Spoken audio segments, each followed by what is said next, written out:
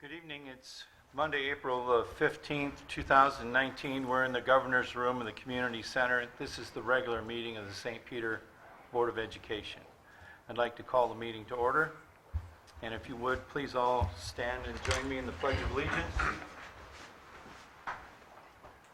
I pledge allegiance to the flag of the United States of America and to the republic for which it stands, one nation, under God, indivisible, with liberty and justice for all.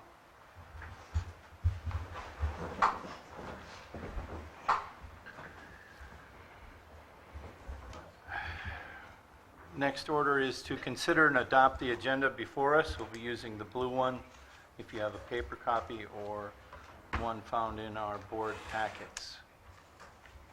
This does require a motion. I so move. Second. We have a motion and a second to adopt the agenda. All those in favor signify by saying aye. Aye. And the motion carries. The agenda is adopted. If we have any members of our studio audience that wish to speak to a particular agenda item, when we get to that agenda item, if you fill out a card in the back and get it to Becky, and it's pertaining to the items we're discussing, we give you time and opportunity to speak to that. Next, we have our consent agenda, and as our habit, we'll read through that. If there's any individual items that need to be dealt with, we can do that. Otherwise, a motion to approve would be in order. Tonight, on our consent agenda, we are approving the regular board meeting minutes of March the 18th, 2019. We are approving bills of $1,571,222.61 for March, and wire transfers of $2,401,913.02 for March. We have several personnel items. The first, we're approving the hiring of a physical plant facility coordinator for St. Peter Schools effective May 1, 2019. This is a new position. We are approving the hiring of a Tier 1 special education teacher at North Elementary School, effective March 22nd, 2019. This is a continuation of a long-term replacement position. We are approving the hiring of a 6.75 hour per day special education paraprofessional at North Elementary School, effective April 2nd.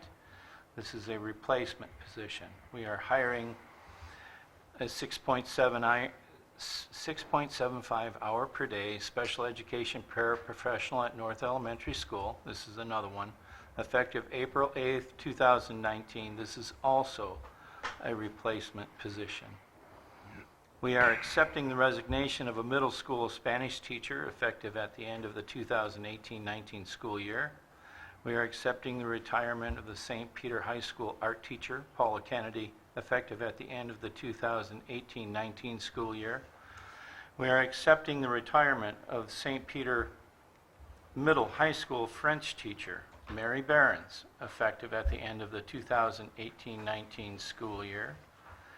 We are accepting the retirement of a South Elementary social worker, Kathy Johnson, effective at the end of the 2018-19 school year. We are accepting the retirement of St. Peter Public Schools Network Administrator, Larry Miner, effective June 30th, 2019. And finally, we are accepting the resignation of a middle high school social studies teacher at the end of the 2018 and 19 school year. And that is the end of our consent agenda. If we want to move one, or if there's anything individually a member has. Move to approve the consent agenda. Second. We have a motion and a second. I'd like to note that Paula Kennedy has been with us 31 years, Mary Behrens 29 years, Kathy Johnson 19 years, and Larry Miner 18 years. And thank you very much for your service to our community and district. Others? Seeing none, all those in favor signify by saying aye. Aye. Opposed, same sign. And the motion carries. The consent agenda is approved. Student spotlight tonight. we have a number of young people with us from the middle school.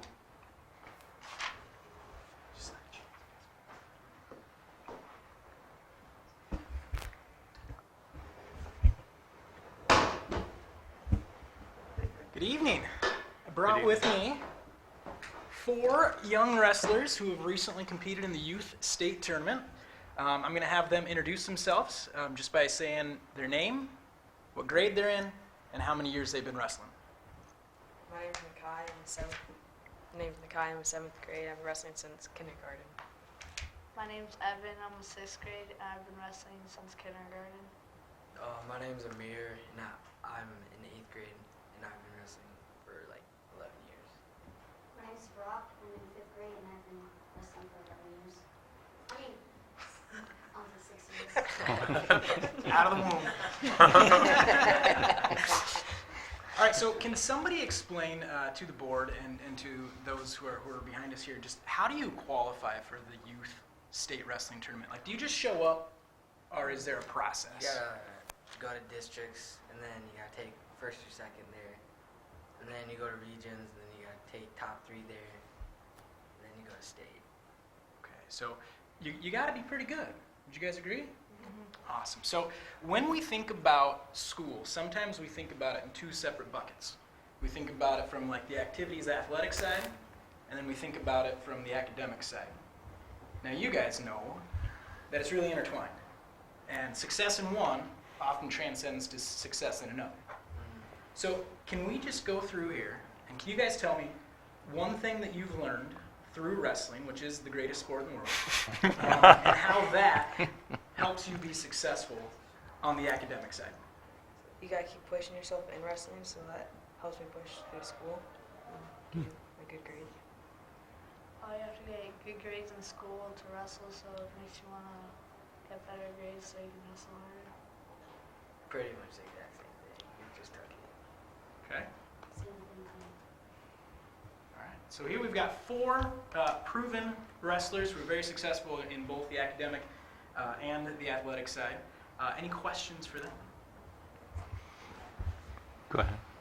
So, you said you got to wrestle at districts.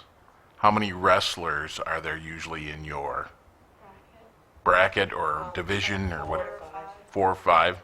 Got to be in the top 2. Yeah. You go to regions.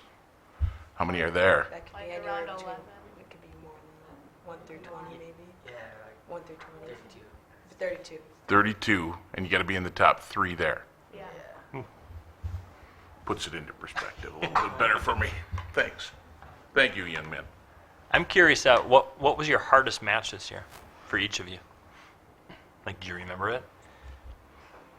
Probably my state matches. Really? Yeah, probably. Probably my semifinals match at state, because that kid got held back 2 years in the 60. So it's by grade, not by age? Yeah. And does your wrestling carry on through the summer, or do you guys take a break now? You choose to. You choose Yeah. to. It's like a different style of wrestling. It's freestyle in the summer? Freestyle Greco. Yeah. So how many of you are currently wrestling right now? Like, will continue on in the summer? I'm gonna start going to camps and might do a little freestyle. Yeah. Fantastic. Thank you. Thanks, Good guys. luck. Thank you. Good job.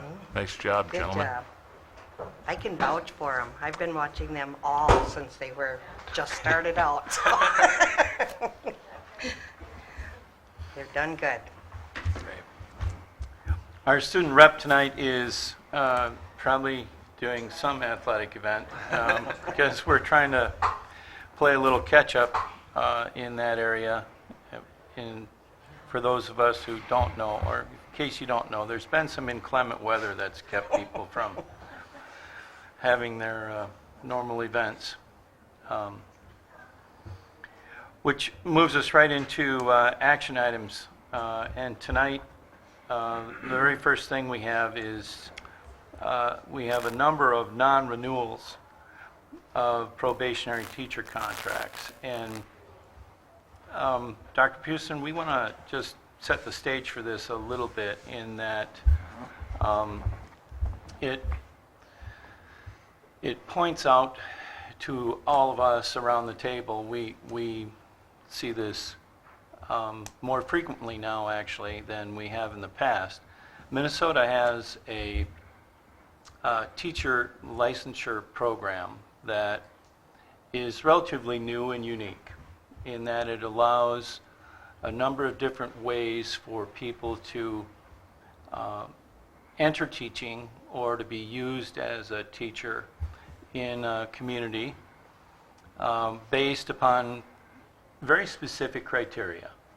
And a number of those criterion allow us to use experts and others within the community who meet those backgrounds and have an interest in working with young people. And through the interview process, we're able to select excellent candidates and have them make real contributions to us and to our the kids.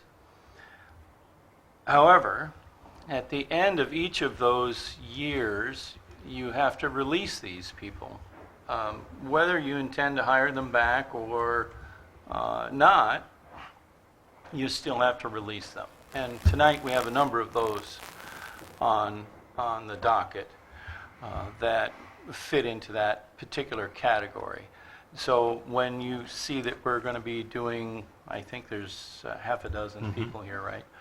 When you see that we're doing half a dozen people, you might wonder, well, that seems like a lot. Part of it is because of this mechanism that we need to follow based on how the system works. Have I got that pretty well explained? I think so, Mr. Chair, members of the board. As we talk every spring to remind our board and community, the first 3 years of a teacher contract is considered probationary. It's at the end of the 3 years where continuing contract rights may be granted or not. And so those decisions at the principal level are made sometimes based on performance, sometimes based on the schedule, or quite oftentimes the enrollments that are coming into each of our schools. But as the chair alluded to, several of the people that we will be recommending non-renewal tonight are Tier 1 teachers. And as you said, Minnesota has a new system to help attract more people into the field, but there are requirements as to how often then people need to be terminated, with the district then going out to see if fully licensed Tier 4 teachers are available. So this process, we can, I think we have the, Dr. Peterson, can we do this in one thing, or do we have to do them individually? We'll do them individually. Okay. Right. So we'll be doing this individually, and each one is a resolution. So it moves through a process, and we'll be doing that. So the first we have up is Jamie Abels. Move the resolution. Ben moves the resolution, Second. and we have a second. Aye. Aye. Aye. Aye. And the resolution is approved. The next is Chris Harms. Move the resolution. Second. We have a move and a second. Aye. Aye. Aye. Aye. Resolution is approved. The next is Courtney Maxwell Shea. Oh, I'm just taking them in order, the way they are here. This requires a resolution. I move the resolution. Second. We have a move and a second. All those in favor? Aye. Aye. Aye. Aye. The next is Ryan Timmerman. Move the resolution. Second. We have a resolution and a second. Aye. Aye. Aye. Aye. The next is Allison Kep.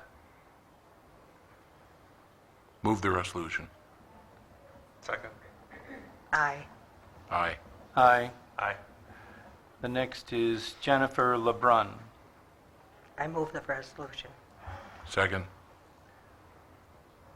Aye. Aye. Aye. Aye.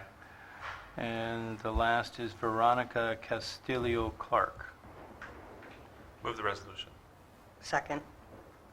Aye. Aye. Aye. Aye.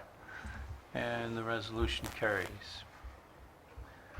And that ends our first action item through the non-renewals.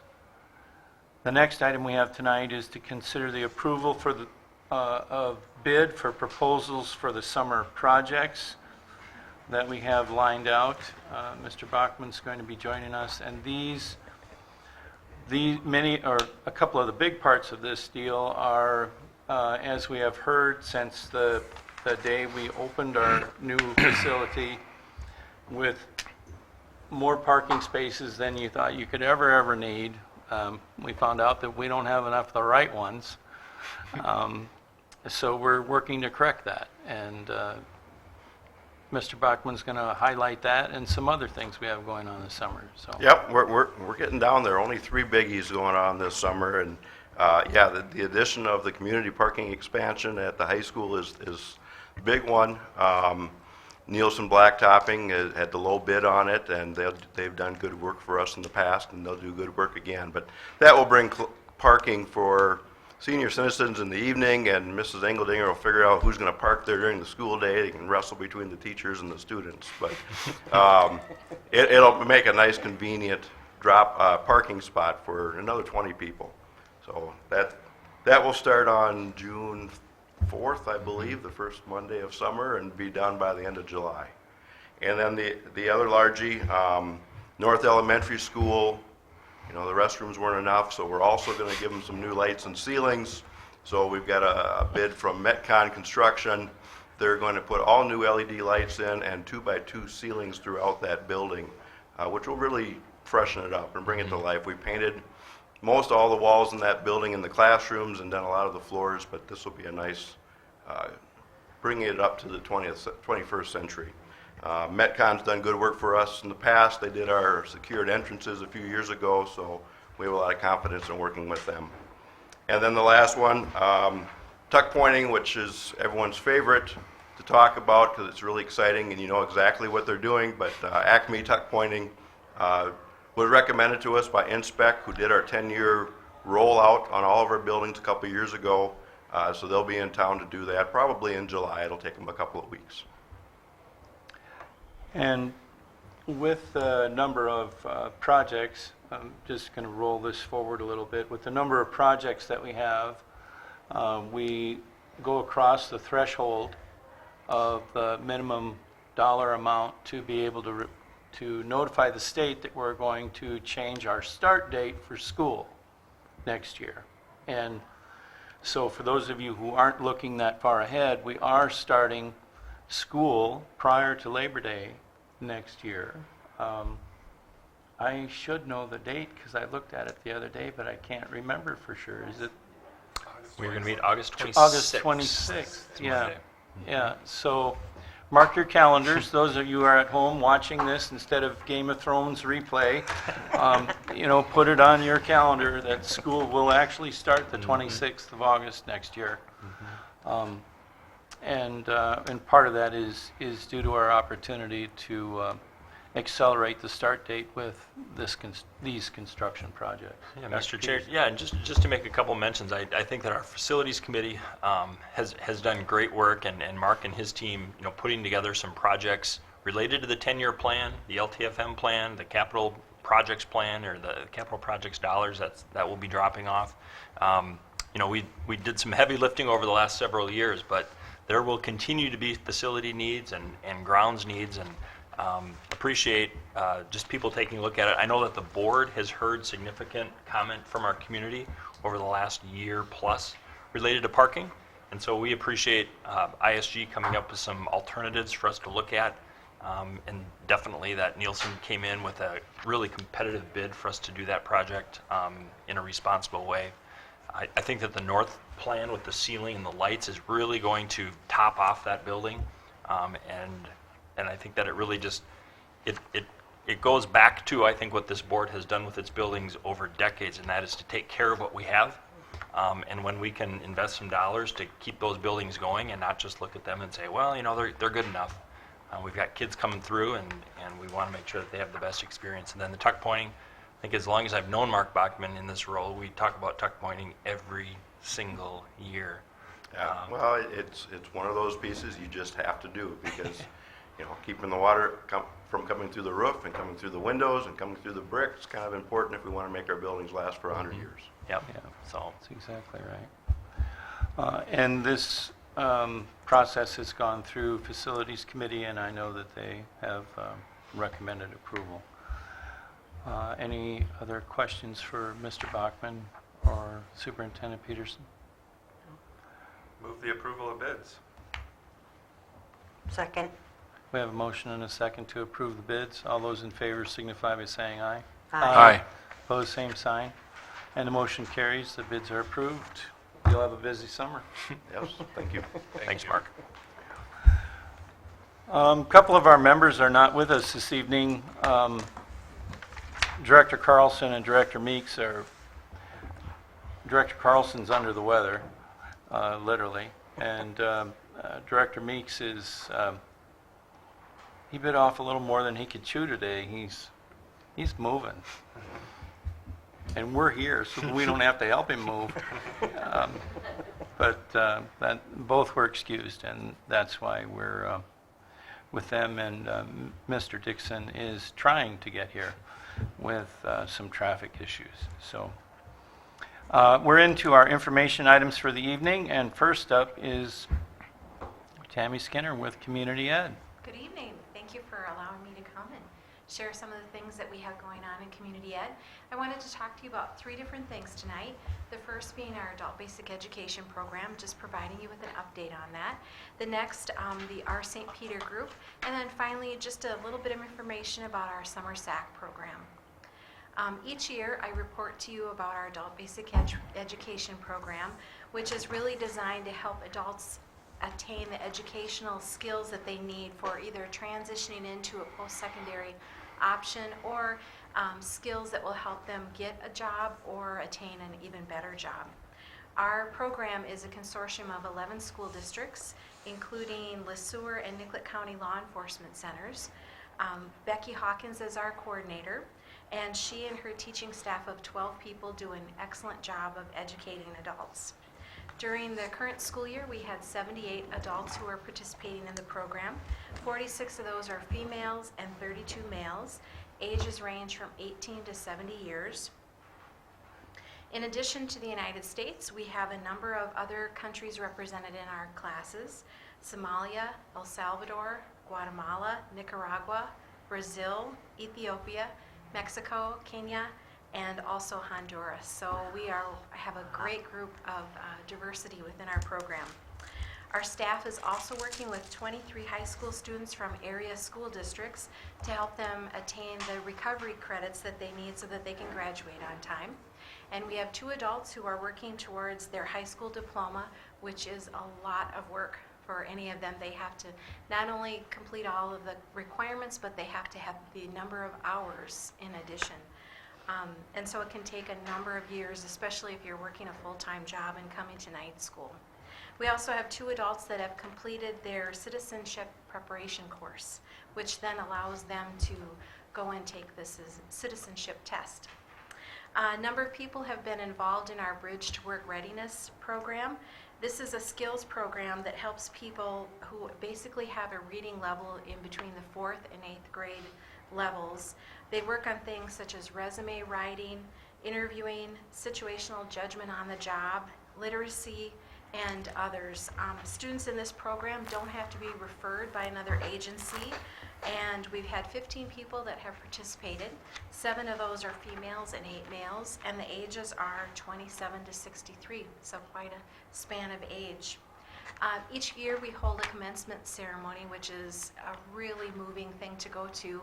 This year we haven't established the date yet, but I will make sure that when we have that date known that I will let you know about it. And you are free to join me. I would welcome it. one of the reasons that our adult basic education program has been so successful is the leadership of Becky Hawkins. And after 22 years of coordinating our program, she has decided to retire. I've always been impressed by Becky and her passion for educating people. She's deeply committed to removing barriers and obstacles. And a current example is when she heard there were parents who were missing their adult basic ed language classes, the English classes, because they were taking their children to the HICMA program for the after-school tutoring program. Instead of them taking the adult language classes, they were making sure that their kids were being served. Becky heard about the need, and she agreed to send an adult basic ed teacher up there so that while the students are learning, their parents then can take English language skills and then also work on their citizenship preparation. So it's things like that that she has done throughout her career that have been innovative and show that she really has a passion for what she does. And I just wanted to take this opportunity to thank her for all of her work. If you get a chance to see her, also just thank her for her service and her dedication. That's great. And Tammy, not to horn in, but her retirement, Becky's retirement has really now caused the consortium to kind of pause and say, okay, what are we doing? Or who knows what we're doing? Because she has been such a stable leader, both from the teacher and the family side, but also kind of administratively, how the districts work together, how the funding comes in. There's a lot of potential change with that program when you lose someone with that much experience. I worked with Becky for years too, and she was such a caring person, so willing to give of herself. She's great. Yes, she is. We're really going to miss her. Yeah. The next thing that I wanted to talk to you about was the Art St. Peter group. This group has been meeting for the last 16 months. We meet up on a monthly basis, and it's made up of people involved in city, school, community leadership, as well as just interested citizens. Last December, I worked with 4 of the committee members to submit a proposal to the Blandon Foundation to be considered for their Leadership in Ethnically Diverse Communities program. It's also known as LEDC, which is a lot easier to say. Blandon is a private foundation. They're based in Grand Rapids, and their mission is to support rural community leadership development. They select one community per year for this LEDC program, and in March we were notified that St. Peter was selected.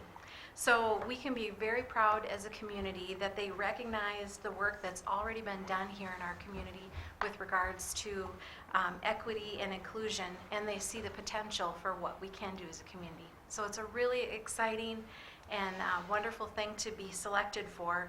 The program goals are increasing the capacity of rural leaders, developing and sustaining healthy communities, and reducing racial and cultural barriers. This program will have 34 participants, and the applications process will begin in May, and I'll have more details for that in the future. But what we do know is that half of the participants are people of color, which I think is really exciting. And then they're seeking not only diversity in ethnicity, but also with gender, age, and the work sector. So they want to have a really good representation of the people that live in this community. And they'll also work with people who have never had any leadership skills or opportunity to show leadership, all the way through people who are established leaders. So it'll be a broad group for this learning cohort. It'll start in September and end sometime in March, and we know that there will be 7 sessions. So it's my hope that after people complete this cohort, we'll see a variety of people serving in the local boards, on organizations.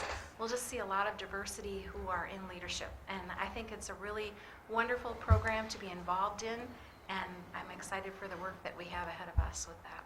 So Tammy, if people are interested in perhaps becoming a candidate for this, how would they get into the funnel? Sure. So right at this point, we are developing a committee that will go out and recruit members, and we'll have an application process that I'm sure we'll have copies of that at our office. We have a meeting in a few weeks with representatives from the Blandon Foundation, and at that time, I think they will give us those applications and provide us with the means as to how to distribute them. Very good. Do you know what the commitment for members will be? What's that look like?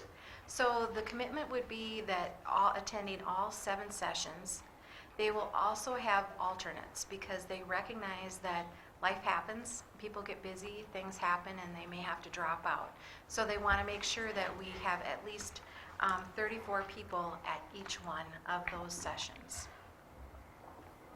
I should also say this is a free program.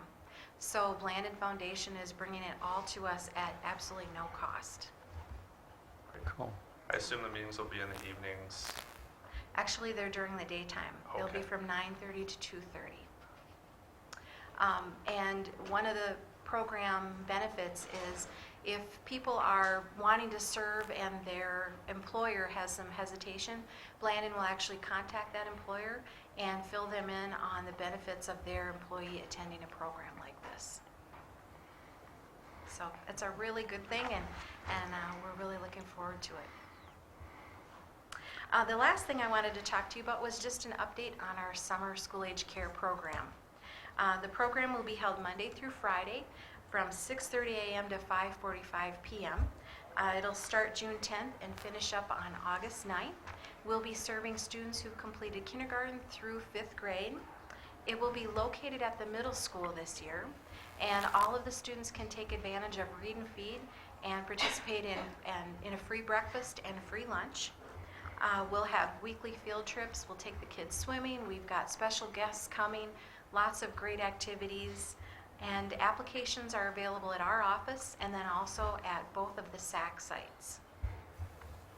Super. Yeah, and last thing, our summer brochure came out.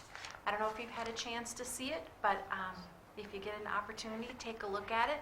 We've had a lot of people stop in and register for classes, and we're looking forward to a busy summer. Thank you so much. Thank you. Fantastic. Well done, Tammy. Thank you very much. Thanks, Tammy. Our next information item tonight we have is in relation to MVED and the special education director search that is underway out there. Dr. Peterson? Yes, Mr. Chair, and Mr. Chair and I may tag team this a little bit. Mark serves as our St. Peter representative on the MVED school board. As many of you know, there has been a search underway for the last several weeks for a new director. Bob Bodland has served as the director for 3 years. Bob was brought on. His first year was more of an interim, and then after that first year, we were able to convince him to sign a 2-year contract. So now that is up, and he is done. He's like, yeah, this has been a great gig, but I'm retiring again. He has retired many times, and he's been just tremendous out at that facility and helping to serve all the MVED schools. But we have started the search process is underway. We received input from several folks related to a candidate profile. That information was included in your board packet. You can take a look at the skills and characteristics that we've really been looking for and hopefully able to recruit with our papers. We now have, we've entered the phase where first round interviews will be held next week. We will be bringing in several candidates to meet with parent representatives and staff representatives and superintendent and board reps. And that group will be charged with whittling down that list to a finalist or two that will then go eventually in front of our MVED superintendents and then finally to the school board of MVED.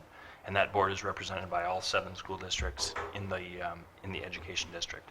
The goal is for a new candidate to be selected sometime in May, contract negotiations finalized, and so we can bring that name to the MVED board for approval, consideration of approval, in time for them to start on July 1st. Bob has indicated he would do whatever he can to help in the transition. But that's a really big job, Vicki, as you can attest to. That's a big role. Serves a lot of staff, hundreds of staff members and over 1,000 students. Yeah, 1,135. And so when you look at the candidate profile, you think, wow, can one person do that? They might not be able to do it themselves, but with a great MVED team, they have some good support surrounding them. So we're excited about going through that process, and we take a little time at this because we make up roughly 40% or so of MVET, and so we have we are highly interested in making sure that that's a great fit for all of our school districts, including St. Peter. Right, and this organization is really unique. There aren't other models like this one, really, that provide the kind of services to these 7 districts that we are able to enjoy through this organization. And many of the, we got 42 students in the building here in St. Peter, and the other 1,100 are scattered across the 7 districts, which is a huge geographic area. But the quality of service and the type of service that's delivered is really, it's a unique model within the state of Minnesota. And we think it's a very good model, and we're advocating that the state look at it and try to replicate it in other places. Because we have young people who are getting emotional and behavioral supports on a daily basis rather than the service they might receive through a different vector that might be monthly. And so it's part of the day, it's part of the work that they go through, and it's really been a good thing for our district and for all of the other districts that are part of this. So it is a key role. We sometimes, this world of special education is one that is very, very complicated, and in every part. And there is no one part of it that isn't just like, you couldn't make it more complicated if you were trying to. But they've tried, and they've succeeded. And so finding someone who can kind of bring it all together is important. And we've got a strong slate of candidates, and look forward to that being completed prior to Bob's departure, and know that we're moving forward on the kind of trajectory that we're on right now, which is really pretty good. So we'll be hearing more about that in coming months as this process goes through. And St. Peter, because the building is located here, we actually own the building. MVED leases it from us. And because of our level of involvement in the MVED district, traditionally the St. Peter superintendent has been the supervising superintendent of that site. So it's one of the duties that's been assigned to Dr. Peterson, and prior to Dr. Olson and Gil Carlson. So we've had that role for quite a long time. So that's why Dr. Peterson is so tuned into it. Because he knows that if we don't get the right guy, his phone rings a lot more. Or the right person, I should say. Because anyway, that's where we are there. So moves us into the next agenda item, which is reports from our principals. Then we do the superintendent and board members, and finally, once around the table. So. All right, Ms. Elke is busy at Southwest Steam Night tonight, so she is not here to join us. But things are moving right along in early childhood. Lots of spring activities, field trips. We'll be watching some caterpillars as they go through the metamorphosis process, so that's always an exciting thing. I wanted to touch a little bit on Read and Feed. Tammy mentioned it earlier. Read and Feed is June 6th through August 9th this year. If you'll remember, last year we had 2 sites, one at North Elementary and one at middle school site. Because of the work that's being done at North Elementary, we will not be able to hold Read and Feed there this year. And so I've contacted the state, and we'll have 1 year where we won't, and then we can certainly go back to that location again and continue 2 sites in the 2020 summer of 2020. So again, breakfast will be served from 8 until 9, Monday through Friday, and then lunch will be served from 11 until 12:30, and that is free meals for children ages 1 to 18. Along with that, we'll be holding our Stars Academy, and we'll be holding that also at the middle school this year. If you remember, during our construction and renovation at South, we moved the Stars program to North, the K4, and that has been working really well for the last 2 years. But again, due to the work that's being done, now we're moving on to the middle school, so that'll be exciting. So the middle school site will really be a hub this year for summer programming, read and feed, and also some programming for the high school. So it's going to be a busy place. But just a reminder for families, kids can eat free, and so we would encourage everyone to attend. Well, greetings from North Elementary, where we're super excited to have all this construction talk going on. And it's not just lights and ceilings at North. We have a new playground toy that's going in. I don't know, this play space, like crawl space. And we're really excited that our third graders are taking part in the design of that. Mr. Bachman and the design crew will be meeting this Thursday after school. Some of our teachers, a couple of our teachers, Mrs. Malls and Miss Steele's students have been taking a lot of data over the last month. They've been out there with their clipboards on the playground and analyzing which play events on the playground kids are using the most and the least, putting some data together to share with the design team. So it's pretty fun. So we have some teachers on that. Where does Snowbank fit into that? Yeah, Snowbank, that is, they started collecting data when the snowbanks were out there, and they came up to me like, Mr. Doherty, most of the kids are using the snow wheel. How are we going to recreate that?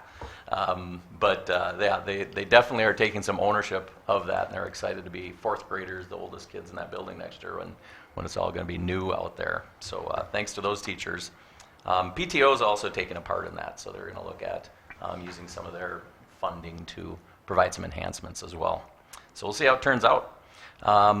Last Friday, speaking of PTO, last Friday we were able to kind of have a little fun before we got down to business this week with MCAs. We had PTO organized a gentleman that put on a show called Extreme Science. And the kids were pumped up. He did 2 shows, 8:30 and 9:30, anything from smoke cannons to the different effects to get things to float through the air. But the kids he had a great sense of humor, and the kids were totally engaged, and then he slipped a little science in there as well. So just trick them into learning that science with a little humor and some sleight of the hand. But he did a great job, and we're looking to invite him back next week. As I mentioned, MCA reading started this week for 3rd and 4th graders at North. We're excited about that. We surprised the students this morning. We want to thank Jordan Paula and Jody Nixon for pulling in a bunch of our state athletes. They lined the hallways this morning, surprised all the 3rd and 4th graders. We played High Hopes over the sound system just like we did before we sent them off to the state tournament. Except they flipped roles, so all the athletes were lined up along all the hallways, and the 3rd and 4th graders, I gave them permission to run through the hallways, and they were doing high fives and just smile ear to ear, and so they were all pumped up about getting supported by these kids that they supported them, just a month ago. So that was really exciting. So thanks, Jordan Paula, for helping to organize that, and Mrs. Engeldinger for allowing the students to arrive to first period late. Let's see. Also, the last item I just want to mention, we were talking about band a little bit today. 4th grade parents and students will have a beginning band meeting coming up real quick here on May 7th. It'll be at North. So that'll be the event to, if you have any interest at all in being in band, Ms. Shoemaker brings in all the instruments, and all the parents get to find out how it works, and put that on your calendars, and hopefully that's something they'll roll into as they turn into 5th graders here this summer. All right, on March 16th, the middle school sent 16 History Day projects to the MSU regional event. This year's theme was Triumph and Tragedy. And of those 16, we had one student, Olivia Hallrick, who qualified to move on to the state competition, which is at the U of M on May 4th. And assuming she does well, she has the opportunity to go to the national event, which is at the University of Maryland in June. At the end of last month, we participated in Pennies for Patients, and if you're unfamiliar with that, the idea is that each homeroom gets a collection box, and kids bring in their loose change. And the overall thought is that if everybody does a little, overall we do a lot. We had a goal of raising $700 as a building, which we thought was pretty lofty. We ended up raising $1,628. So it was a great example of, a little bit goes a long way if everybody's pitching in. And at the middle school, we are also in MCA season, as is everybody.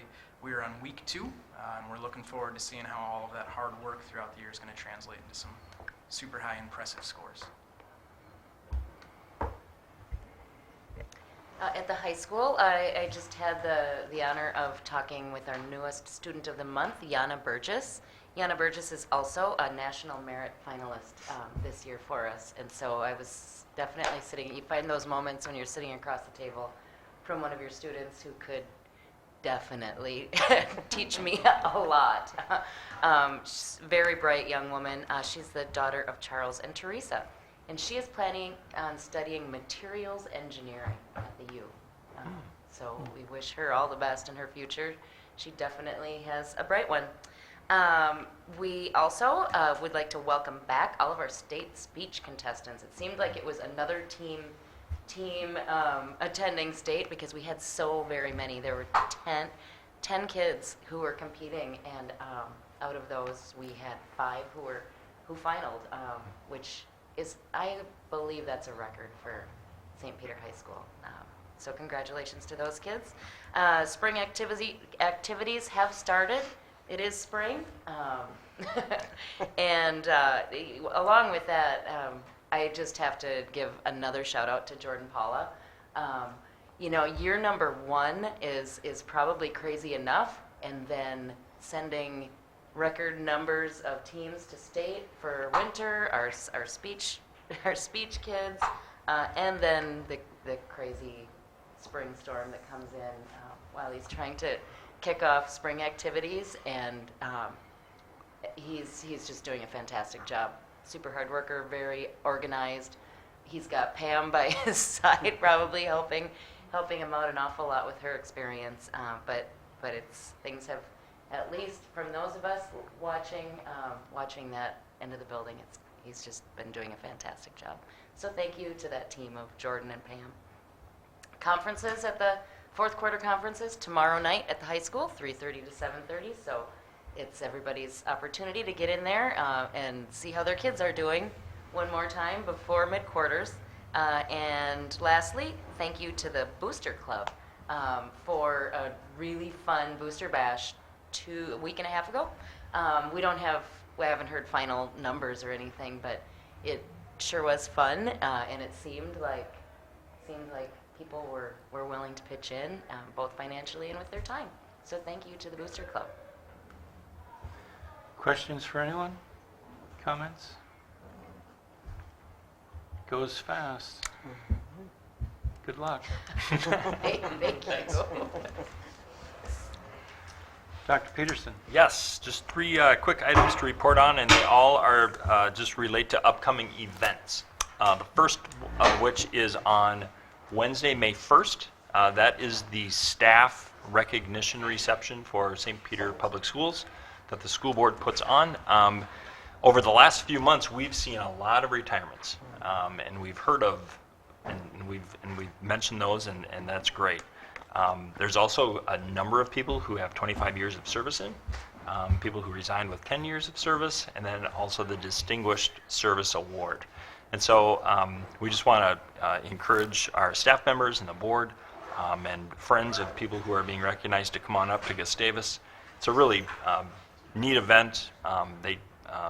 And it's low key, but people have an opportunity to say a few words, and so we wanted to make note of that. The second item is the next day, on Thursday, May 2nd. The school board, the city council will be hosting a visit from the state demographer, Susan Brower, from the state.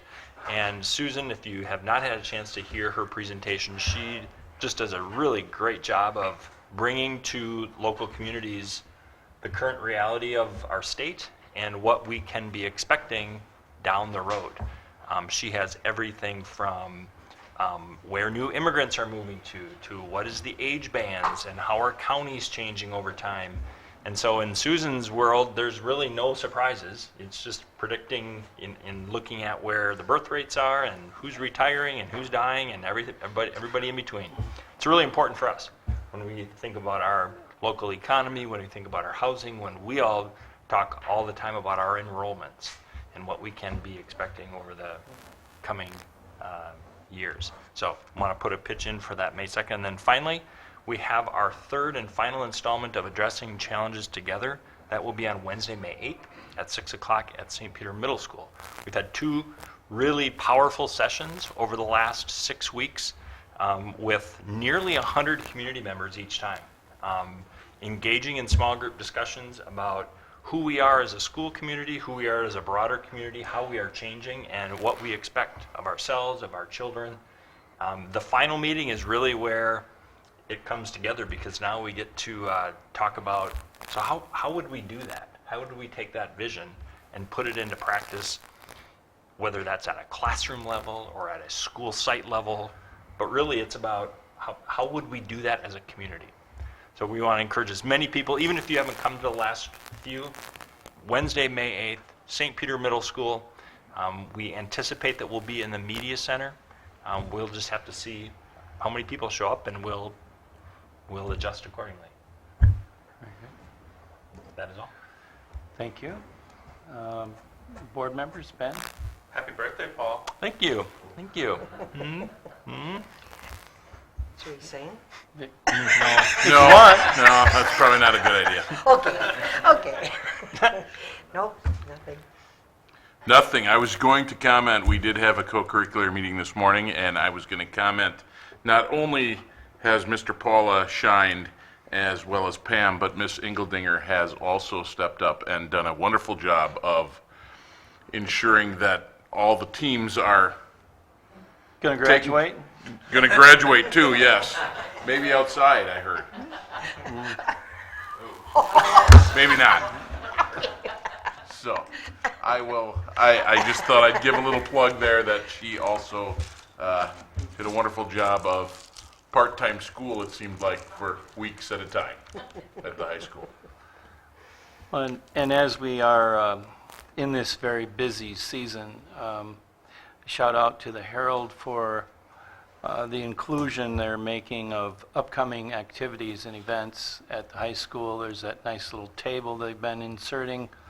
I find that to be very, very helpful for community members who want to take advantage of the nice weather we're going to have and help us to enjoy the success of the teams that we have and the events that are upcoming. Just another quick note on, it was less than 3 weeks ago, we were pretty concerned about water around this place, and we were making fun at our last meeting about the new lakeshore property we had up by the high school and all of those things. And I got to tell you, I'm just stunned and delighted that the engineers were right. I had my doubts. I got to tell you, I had my doubts that day when the water was creeping up to the trail that goes behind the high school and kind of outlines the soccer fields, and the water was lapping on the edge there. I thought, oh gosh, this isn't going to work. But it did. And the event that we had this spring is probably one of the more dramatic we're going to see in a long time, and it worked. And I know none of the people can hear me who did that work. That were some from outside our community, but we did have many community reps involved, the county engineer and Jeff Dumross and Pete when the water guys and all of that stuff, and they really stepped up to the plate and tried to do a few small things to aid the process of water moving and the runoff and all of that stuff, and it worked. And I'm I'm delighted that it worked, because it's probably as good a test as we're going to have for a while. And so a thank you to all of those people who were thinking and planning and stepped up when necessary to help us through that rough time. And I don't know if our tennis courts are ever going to quit sweating, but at least they're still there. When that was a challenge for a bit. So with that, I think that gets us on to upcoming meetings of the board, and we have quite a number of them here to talk about. We've got the Instructional Program Committee on April 18th, Staff Recognition, which is on May 1st, Demographer on May 2nd. We have another Saturday coffee and conversation with board members. That will be scheduled for May the 4th, and will be at Dunkin' Donuts this time. Then we have a board study session set for Monday, May the 6th at the middle school, and then our regular board meeting is scheduled for May 20, and graduation is still the 31st, right? And as Mr. Lokenskart confirmed, apparently it's inside. I mean, it's a nice place and everything, but...